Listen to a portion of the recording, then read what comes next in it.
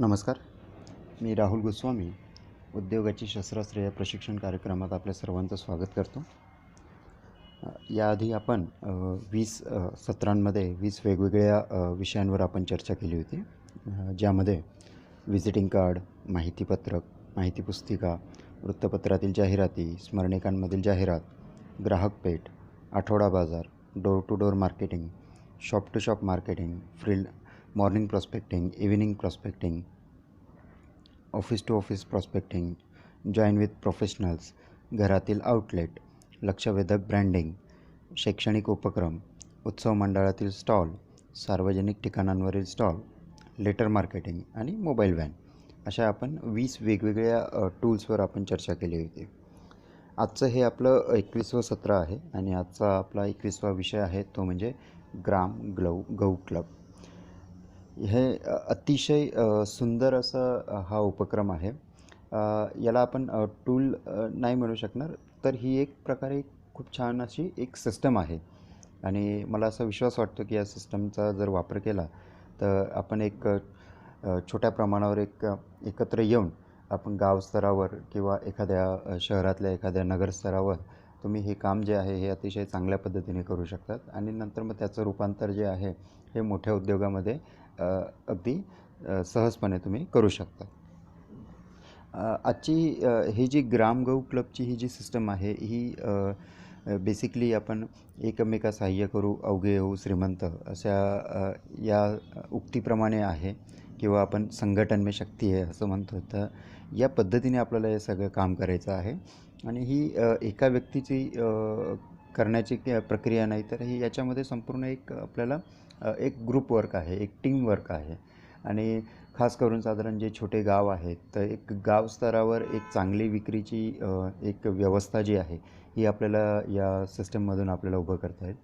आणि या सिस्टमचा एक मुख्य उद्देश असा आहे की गावात जी काही उत्पादनं तयार केली जातात किंवा जो शेतीमाल आहे तर अशी ही सगळी उत्पादनं आहे किंवा गोशाळा आहे त्यांचे उत्पादनं आहे, तर या सर्व उत्पादनांना एक विक्री व्यवस्थेचा आधार तयार करणं हा पहिला उद्देश आहे.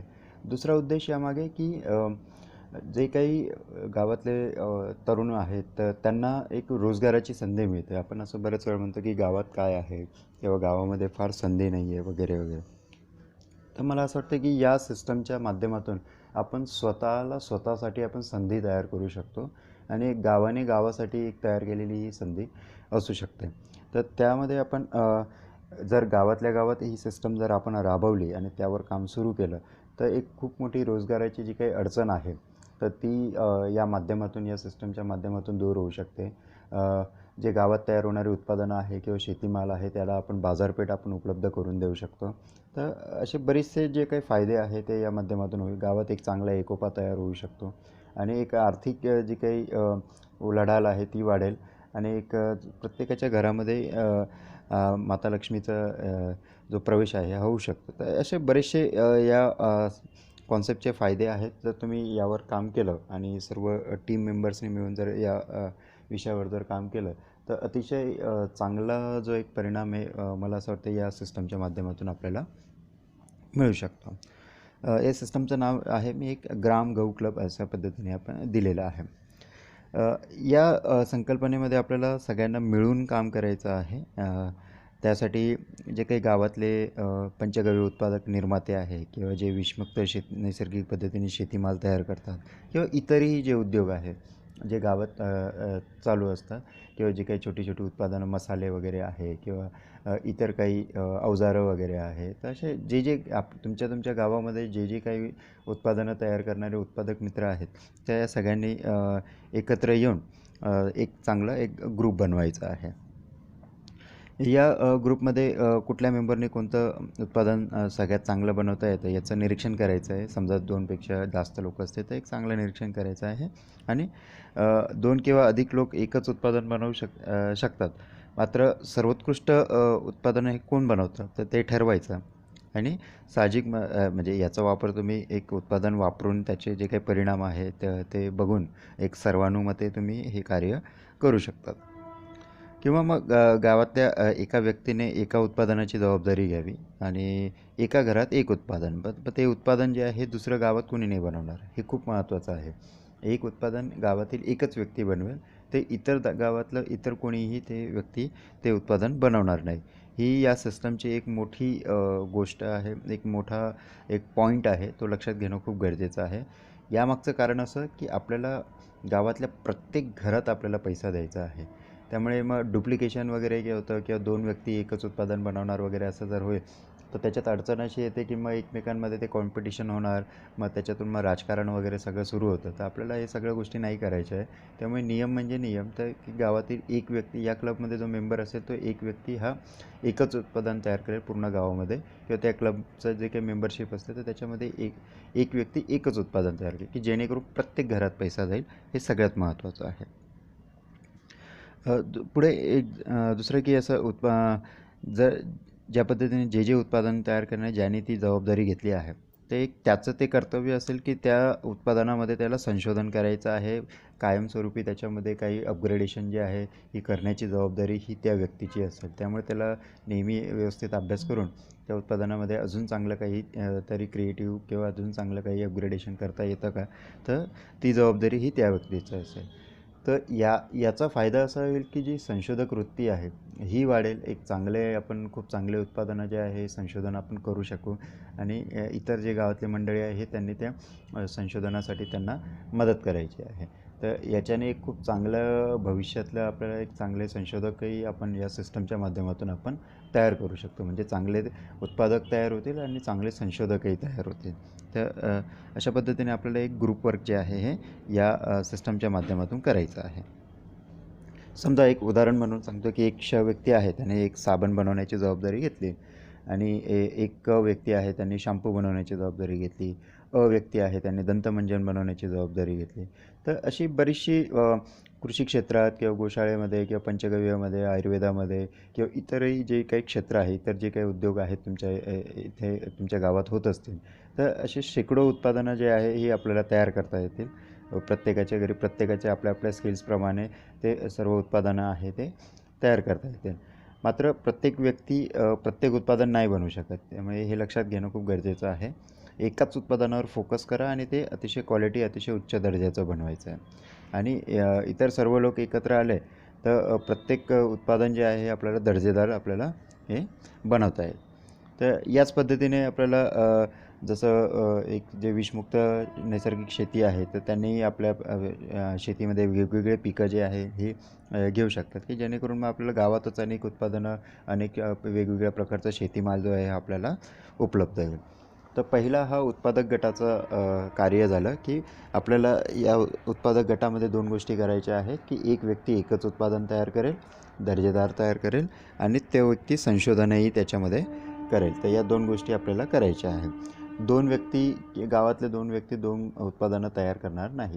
तर किंवा त्या क्लबमध्ये असलेले कुठलेही दोन व्यक्ती जे आहे ते सेम उत्पादन तयार करणार नाही. कारण आपल्याला प्रत्येकाच्या घरामध्ये पैसा जो आहे हा पाठवायचा आहे. आता या सर्व निर्मात्यांनी काय करायचं आहे एकत्र यायचं आहे आणि गावाच्या नावाने तुम्ही सर्वांनी एक ग्राम गौ क्लबची स्थापना करायची आहे. म्हणजे तुमचं जे काही गावाचं नाव असेल जर Dhule Gramgau club, Nandurbar Gramgau club, Wardha Gramgau club असं हे तुम्हाला तुमच्या गावाचं नाव द्यायचं आहे. किंवा तुमच्या शहरात असाल तुम्ही तर तुमचं जे काही नगर आहे तर त्या नगराचं तुम्हाला नाव द्यायचं आहे किंवा तुम्ही इतर कुठलंही नाव जे आहे हे देऊ शकतात. तर असं हे ग्रामगौ क्लबची तुम्हाला स्थापना करायची आहे किंवा कुठलंही एक नाव त्यासाठी तुम्ही ते ठरवू शकता. आता याची जी काही विक्री आहे तर या क्लबच्या नावाने मेंबरने आपल्या उत्पादनावर जे आहे हे विक्रेता म्हणून जे आहे हे त्या क्लबचं नाव टाकायचं आहे आणि निर्माता म्हणून जे आहे त्या व्यक्तीचं नाव असेल किंवा तुमची जी काही गोशाळा वगैरे असेल गोशाळेचं उत्पादन असेल तर गोशाळेचं नाव आहे. तर निर्माता म्हणून त्या गोशाळेचं नाव किंवा त्या व्यक्तीचं नाव असेल आणि विक्रेता म्हणून जे आहे हे त्या ग्रामगौ क्लबचं नाव असेल. तर अशा प्रकारे ग्रामगौ क्लबमध्ये जे आहे तुम्हाला बनवलेले जे काही वस्तूंचे दर आहेत ते सर्वांसाठी तुम्ही समान ठेवायचे आहे. हे खूप महत्त्वाचं आहे. एक वेळ ही सिस्टम तयार झाली की तुम्ही निर्माते एकत्र आले प्रत्येकाने एक उत्पादन बनवलं, त्यानंतर निर्माता म्हणून त्या व्यक्तीचं नाव किंवा गोशाळेचं नाव आणि किंवा नगराचं नाव आणि विक्रेता म्हणून जे आहे हे त्या क्लबचं नाव जे आहे हे तुम्ही ठेवू शकता. त्यानंतर मग आता तुमचं पुढचं एक स्टेप येते ती म्हणजे की त्या वस्तूंचा दर ठरवणं. आता वस्तूंचा दर ठरवण्याचा जो एक फॉर्म्युला आहे हा सगळ्यांसाठी किंवा ते उत्पादन कुठलंही असो तर त्याच्या सगळ्यांसाठी तुम्हाला एक कॉमन फॉर्म्युला जो आहे हा सर्वानुमते तुम्हाला फायनलाइज करायचा आहे. याचा उपयोग असा होईल की जेणेकरून अधिकाधिक स्वस्त दरातली उत्पादनं जी आहे ही तयार करू शकतात. त्यानंतर उत्पादन निर्मितीतली जी काही अडचणी असतात जसं रॉ मटेरियल खरेदी करणे, ते विकत आणणे, तर हे सगळ्या गोष्टी ज्या आहे लॉजिस्टिक्स आहे तर या सगळ्या गोष्टी मेंटेन करता येतात. त्यामुळे तो फॉर्म्युला फिक्स होणं आणि त्या रेटवर कंट्रोल आणणं हे खूप गरजेचं आहे. तर त्यासाठी समजा तुम्ही कुठलंही उत्पादन जे आहे एक आपण उदाहरण म्हणून घेऊया की एक फॉर्म्युला कशाप्रकारे आपण बनवू शकतो. समजा एखादं कुठलंही उत्पादन आहे की त्याचा सर्व खर्च पकडून ते पर युनिट त्याचा 10 रुपये खर्च आला. आता या खर्चामध्ये तेवढेच पैसे नफा म्हणून ॲड करायचे, म्हणजे 10 रुपये हा तुमचा सगळा मिळून खर्च आला. त्याच्यामध्ये प्रिंटिंग आहे, पॅकेजिंग आहे, रॉ मटेरियल आहे, लेबर कॉस्ट आहे, ते मशीन कॉस्ट आहे, लाईट बिल वगैरे असं सर्व कॉस्टिंग एकत्र करून ही पर युनिट कॉस्ट जी आहे ही 10 रुपये आले. आता त्याच्यात तेवढाच जो नफा आहे हा ॲड करायचा आहे, म्हणजे 10 अधिक 10 रुपये म्हणजे 20 रुपये जे आहे हा तुमचा नफा झाला. तर तो नफा असेल ते निर्माते जे असतील त्यांचा हा निव्वळ नफा असेल याच्यामध्ये. आणि आता त्या 20 रुपयांवर एक मार्केटिंग मार्जिन जे आहे, एक मार्केटिंग कॉस्ट जी आहे, समजा एक 20% आपण पकडूया. तर ते 20% जी मार्जिन मनी आहे हा त्याच्या 20 रुपयावर ॲड करायचा आहे. म्हणजे 20 रुपयाचे 20% झाले 4 रुपये. तर ते 4 रुपये जे आहे त्याच्यामध्ये जोडायचे, म्हणजे 20 अधिक 4 रुपये 24 रुपये झाले. म्हणजे 24 रुपये ही त्या उत्पादनाची विक्री किंमत होईल. तर हे खूप महत्त्वाचं आहे. 24 रुपये ही त्या उत्पादनाची आपण विक्री किंमत जी आहे ही आपण ठरवली आहे. अशा पद्धतीने तुम्ही हा फॉर्म्युला जर तयार केला तर तुम्हाला एक खूप अतिशय चांगलं म्हणजे प्रत्येक ह्या स्टँडर्ड फॉर्म्युला तुम्ही कुठल्याही उत्पादनासाठी तुम्ही लावू शकतात. गरज नाही, मी फक्त एक उदाहरण म्हणून तुम्हाला हा फॉर्म्युला सांगितला आहे. तुम्ही त्याच्यामध्ये सर्वानुमध्ये बदल करू शकता. तुम्हाला मार्जिन मनी जास्त ॲड करायचा आहे, नफा तुम्हाला अजून जास्त ॲड करायचा आहे वगैरे, तर ते तुम्ही सगळे बसून ते ठरवू शकतात. आणि पण एक स्टँडर्ड फॉर्म्युला जर बनवला तर याच्यामध्ये कुठल्याही कोणाच्याही मनात किंतु परंतु राहत नाही.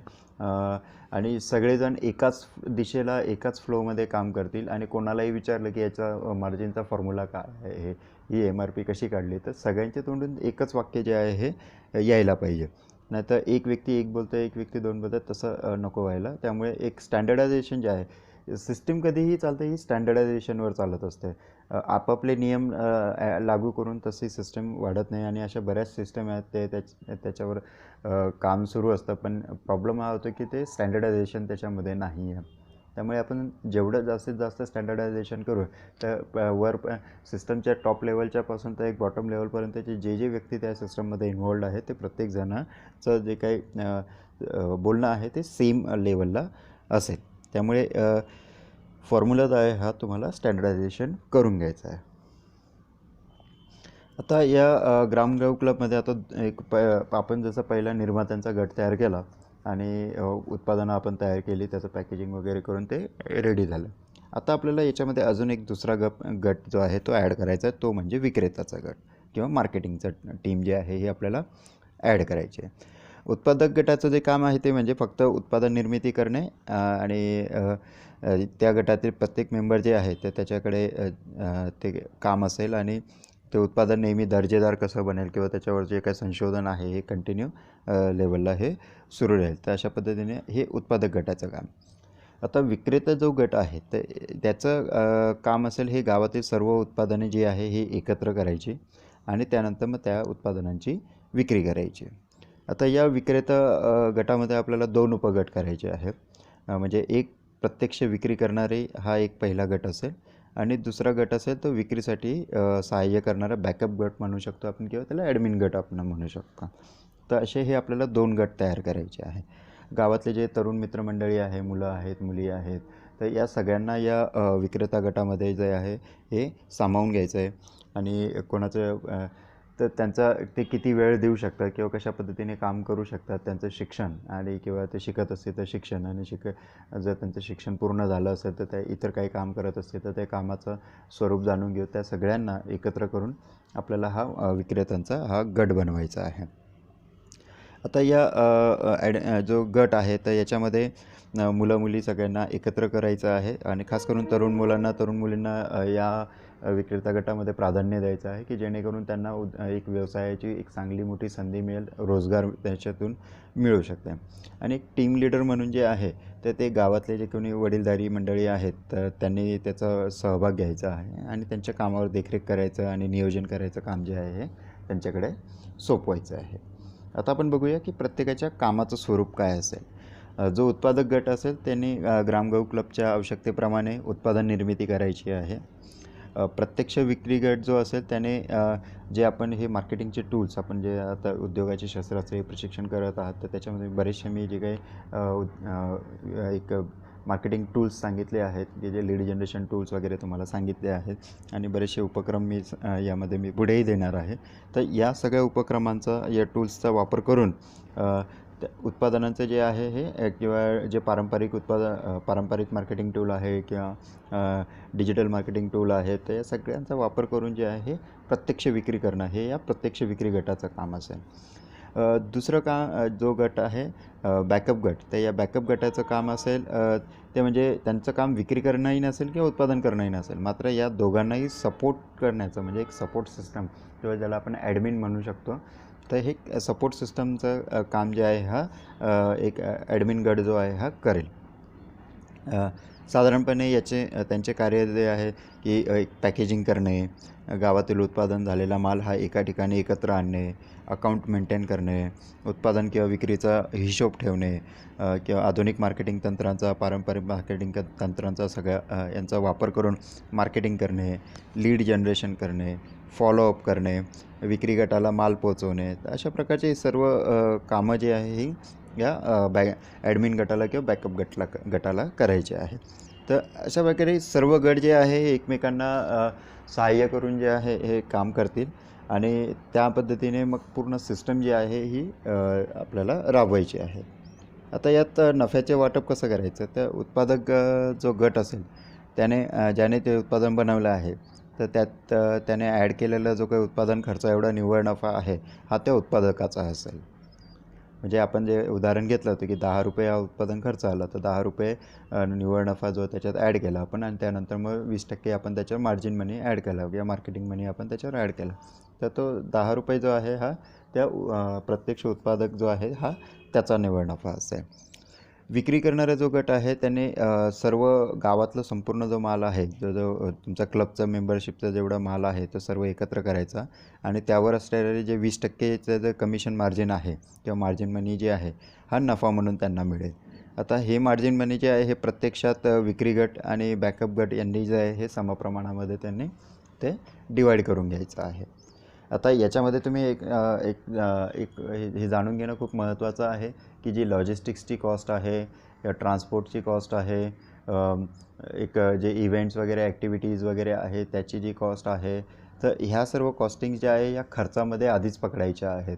त्या पर युनिट आपण उत्पादनाचा जो खर्चाचा आपण एक काढला आहे फॉर्म्युलेशन, तर ते ₹10 जे आहे ते या ₹10मध्ये मार्केटिंगची पण कॉस्ट आपल्याला जोडायची आहे. इव्हेंट्स वगैरे काय आहे, ॲक्टिव्हिटीज आहेत, जे कुरिअर वगैरे सर्व्हिस आपल्याला करायची आहे, तर ते हे सगळ्याची जी कॉस्टिंग्स आहेत ते या सर्व कॉस्टिंग्स या ₹10च्या जे आपण आपला खर्च जो आहे धरलेला आहे त्या खर्चामध्ये हे सर्व खर्च ॲड करायचे आहेत. याचा आणि मार्केटिंगच्या ज्या टीमचा आहे या खर्चाचा हा मार्केटिंग उत्पादक जे आहेत तर त्यांनी हा खर्च जो आहे हा मार्केटिंग टीमला द्यायचा आहे किंवा त्या युनिटमध्ये ती कॉस्ट जी आहे ही आधीच पकडायची आहे की जेणेकरून हे कोणाच्या खिशातनं नाही जाणार, तर हे उत्पादनाचा जो काही खर्च आहे त्या खर्चामध्ये ही याची जे काही नियोजन आहे ते तुम्हाला आधीच करून ठेवायचं आहे. आता पुढे अशा प्रकारे जर आपण काम केलं तर त्याच्यामध्ये तुम्हाला एक फायदा असा होईल की गावातच एक मार्केटिंगची एक सपोर्ट सिस्टीम जी आहे ही तयार होईल गावातच प्रत्येक घरामध्ये उत्पादन आपण एका घराला आपण किंवा एका व्यक्तीला आपण एकच उत्पादन दिल्यामुळे तर प्रत्येक घरामध्ये उद्योजक तयार होतील. प्रत्येक घरामध्ये एक उत्पादन तयार होईल. कोणाला तुम्ही जसं एक उदाहरण म्हणून मी सगळं सांगतो, एक साबण बनवेल, कोणी हेअर ऑइल बनवते, मसाज ऑइल बनवतील, इतर कोणी जे आहे ते शॅम्पू बनवतील, फिनाईल बनवतील किंवा अजून इतर जे आहे कोणी प्रिंटिंगचं काम करेल, कोणी इतर पॅकेजिंगचं काम करेल. तर अशा पद्धतीने सगळ्यांना जी कामं आहे हे प्रत्येक संपूर्ण गावामध्ये ही कामं जी आहे ही वाटून द्यायची आहे आणि प्रत्येक व्यक्तीने सगळ्यांनी एकत्र मिळून हे काम जे आहे हे ग्रामगाव क्लबमध्ये करायचं आहे की जेणेकरून प्रत्येक घरात पैसा जाईल आणि प्रत्येक घरामध्ये समृद्धी नांदेल. आणि सगळ्यात महत्त्वाचं की ही सगळी जी गावात तयार होणारी उत्पादनं आहे हे गावातल्या प्रत्येक व्यक्तीने त्या ग्रामगाव क्लबचं तुमचं जे ज्या ठिकाणी सर्व माल एकत्र येणार तर त्या ठिकाणून ते विकत घेणं हे सगळ्यांना कंपल्सरी करायचं की जेणेकरून गावातल्या गावातच तुम्हाला चांगलं एक प्लॅटफॉर्म जो आहे हा मिळेल. कोणीही प्रत्यक्ष डायरेक्ट विक्री जी आहे ही करू शकणार नाही. त्यांनी सगळ्यांनी ग्रामगाव क्लबच्या इथेच माल द्यायचा आहे आणि ग्रामगाव क्लबच्या इथूनच माल जो आहे हा विकला जाईल की जेणेकरून एक 1 पॉईंट सिस्टम जी आहे हे तयार होऊ शकते. आणि त्यामुळे नफा वगैरे आहे किंवा सगळ्यांची जी काही नोंदणी जी आहे ही व्यवस्थित सिस्टमॅटिक करून ठेवली तर प्रत्येकाला हा अतिशय सुंदर जो फायदा आहे हा या ग्रामगाव क्लबच्या माध्यमातून होऊ शकतो. थोडं क्लिष्ट आहे पण जर एकत्र येऊन काम केलं, थोडंसं मनाशी ठरवून जर काम केलं आणि गावातल्या एखाद्या तरुणाने जर लिडरशिप घेतली यामध्ये आणि सगळ्यांनी एक सपोर्ट सिस्टम म्हणून काम केलं तर याचा अतिशय सुंदर फायदा जो आहे हा सगळ्यांना मिळू शकतो. आणि मार्केटिंगचे जे टीम्स आहेत तर त्यांनी सर्व टूल्सचा वापर करून इतर ठिकाणी जे आहे हे मार्केटिंग करण्याचं जे काम आहे हे करत राहायचं. आणि यामध्ये एक अजून महत्त्वाचं आहे की जो ग्रामगाव क्लबचा संपूर्ण पैसा एकत्र होईल तर त्याच्यातला 1 किंवा 2% भाग जो आहे हा पुढील भविष्यातील काही योजनांसाठी जे आहे हे तुम्ही वेगळा काढून ठेवू शकतात आणि त्याच्या माध्यमातून एक चांगलं म्हणजे पुढे तुम्हाला काही टेक्नॉलॉजी काही इतर गोष्टी काही विकत घ्यायच्या असतील वगैरे तर त्याच्यासाठी जो पैसा जो आहे हा ग्रामगाव क्लबच्या माध्यमातून हा आपण उभा करू शकतो. तर अशा या कॉन्सेप्टचा तुम्ही जर वापर केला तर प्रत्येक घरात पैसा येईल, सर्वांना एकमेकांचा आधार होईल, गावातच उद्योग निर्मिती होईल, गावातच रोजगार निर्मिती होईल, गावातच आपल्याला सर्वजण खरेदी करतील आणि गावातला पैसा हा गावातच राहील. आठवड्याला हिशोब करून ज्याचे त्याचे पैसे सगळ्यांना देऊ शकता किंवा महिन्याचा हिशोब तुम्ही करू शकता. आउटलेटसाठी जर एखादं गावातलं एखादं घर जर भाड्याचं घेतलं तर किंवा ग्रामपंचायतीच्या सहाय्याने काही सुविधा उपलब्ध झाली तर सर्व माल जो आहे हा एका ठिकाणी ठेवण्यास जागाही होईल आणि विक्री केंद्रही त्याच ठिकाणी आपल्याला तयार करता येईल. सर्वांनी विक्री किमतीप्रमाणे या केंद्रावरूनच खरेदी करायची आणि स्वतः परस्पर विक्री आपल्याला नाही करायची. सर्व काम हे तुम्हाला सांगितलेल्या सिस्टमप्रमाणे जर केलं तर गावात एक खूप चांगला एकोपा पण नांदेल आणि सर्व घरामध्ये आहे किंवा एक गावात चांगली लक्ष्मी नांदू शकते. सिस्टीमप्रमाणे कार्य केल्याचं ते सुलभ होतं सगळ्यात महत्त्वाचं आणि व्यवसाय चांगल्या पद्धतीने वाढतो, संधीही भरपूर मिळतात आणि पुढे जाऊन मग ग्रामगाव क्लबचं रूपांतर तुम्ही एका मोठ्या कंपनीमध्ये वगैरेही करू शकता. शेअर होल्डिंग तुम्ही देऊ शकता आणि एक मोठ्या लेवलला ही काम जे आहे हे करता येईल. त्यामुळे आणि मग त्यावेळी मग गावातला जो माल आहे हा तुम्ही इतर शहरांमध्ये, राज्यांमध्ये, देशामध्ये संपूर्ण किंवा तुम्ही सातासमुद्रापारही तुम्ही तुमचा गावातला माल जो आहे हा पाठवू शकता. मग आता त्यासाठी गावात एकोपा हवा, एक विश्वास हवा, सगळ्यांनी एकत्र येणं खूप महत्त्वाचं आहे आणि सगळं कार्य हे ट्रान्सपरंट पद्धतीने स्वच्छ व्यवहाराने केलं तर अतिशय चांगलं. एखादा कोणी व्यक्तीने चुकीचं जर काम करत असेल तर त्यांना बाहेर काढा. त्याच्यामुळे शिस्त लागून राहील आणि गावाचं आणि अप्रत्यक्षपणे गावातील प्रत्येक गावकऱ्याचं जे भलं आहे हे या माध्यमातून होऊ शकतं. तर अशा या संकल्पनेतून गावाचा उद्धार आपल्याला साधता येईल आणि जे काही शहराकडे आज वळणारी पावलं आहेत ते गावातच राहतील. गावातच तुम्हाला एकत्र कुटुंब पुन्हा तयार करता येईल. एक पंचगव्य आयुर्वेदाच्या माध्यमातून गोसेवा वगैरे होईल, शेतीचा चांगला कार्य जे आहे हे होईल आणि जे उच्च शिक्षित तरुण आहेत जे प्रोफेशनल एज्युकेशन ज्यांनी घेतलं आहे तर त्यांची मदत ही खूप चांगल्या लेवलला ही होऊ शकते. या ग्रामगाव क्लबच्या कार्यासाठी इतर जे काही सपोर्ट सिस्टम आहे जसं कॉल सेंटर आहे किंवा इतर ज्या गोष्टी आहे पुढे येणाऱ्या सत्रांमध्ये मी त्याची माहिती सांगणारच आहे आणि आधीही जे झालेले टूल्स आहेत तर त्या सर्व टूल्सचा एकत्र वापर करून ही ग्रामगाव क्लबची जी सिस्टम आहे ही आपल्याला एस्टॅब्लिश करायची आहे, की जेणेकरून एक प्रत्येक गावामध्ये प्रत्येक गावाचा एक ब्रँड तयार होईल, प्रत्येक गावामध्ये उत्पादन निर्मिती चांगल्या पद्धतीने होईल आणि प्रत्येकाच्या खिशात पैसे येतील, प्रत्येकाच्या घरामध्ये लक्ष्मी येईल. तर त्या पद्धतीने आपल्याला काम करायचं आहे. या आधीची जी काही सत्र आहे ही प्रत्येकाने ही ग्रामगाव क्लबचं काम करत असताना जी तुमची टीम तयार होईल तर त्यांना तुम्ही हे सर्व प्रशिक्षण जे आहे हे देणं खूप महत्त्वाचं आहे. तर मार्केटिंग कसं करायचं, बॅकअप सिस्टीम वगैरे कशा तयार करायच्या किंवा इतर जे काही मॉडेल वगैरे कसे तयार करायचं ते हे प्रशिक्षण तुम्ही गावातल्या प्रत्येकाला द्या. आणि जी काही आधी झालेली सत्र आहेत आणि यानंतरही पूर्ण येणारी अशी टोटल जी आहे एक 37-38 सत्र आहेत. तर ही सर्व सत्र जे आहे मार्केटिंग टीमला ऐकवा ते आणि जे बॅकअप टीमला ऐकवा. म्हणजे हे प्रत्येकानेच ऐकणं महत्त्वाचं आहे. हे सगळ्यांनी एकत्र येऊन काम करा.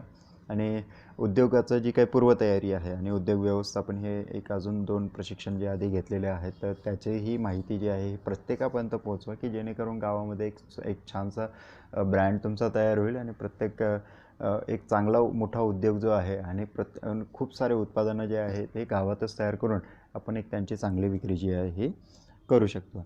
या संदर्भात तुम्हाला काही प्रश्न असल्यास, ही सिस्टीम उभी करायची असेल तुमच्या गावामध्ये तर काही तुम्हाला अडचणी असल्यास तर मी मदत करायला तयार आहे. माझं नाव राहुल गोस्वामी. 8097275136 या व्हॉट्सअप क्रमांकावर तुम्ही माझ्याशी संपर्क साधू शकता किंवा याच्यावर तुम्ही कॉल देखील करू शकता. तर काही प्रश्न असते तुम्ही नक्कीच कळवा आणि ही ग्रामगाव क्लबची जी सिस्टम आहे ही तुम्ही तुमच्या इथे गावातही राबवा आणि शहरामध्ये तुम्ही एक ग्रुप तयार करून तुम्ही शहरातही सिस्टम राबवू शकतात, एका नगरातही तुम्ही सिस्टम राबवू शकतात किंवा तुम्ही वेगवेगळे मित्रमंडळी जे आहे ते एकत्र येऊन ते सुद्धा या पद्धतीने सिस्टम राबवून तुम्ही चांगलं कार्य जे आहे हे करू शकता. तर या चांगल्या कार्यासाठी तुम्हाला खूप साऱ्या शुभेच्छा. यात काही प्रश्न असतील तर मला नक्की कळवा. आजचा दिवस शुभ हो. धन्यवाद.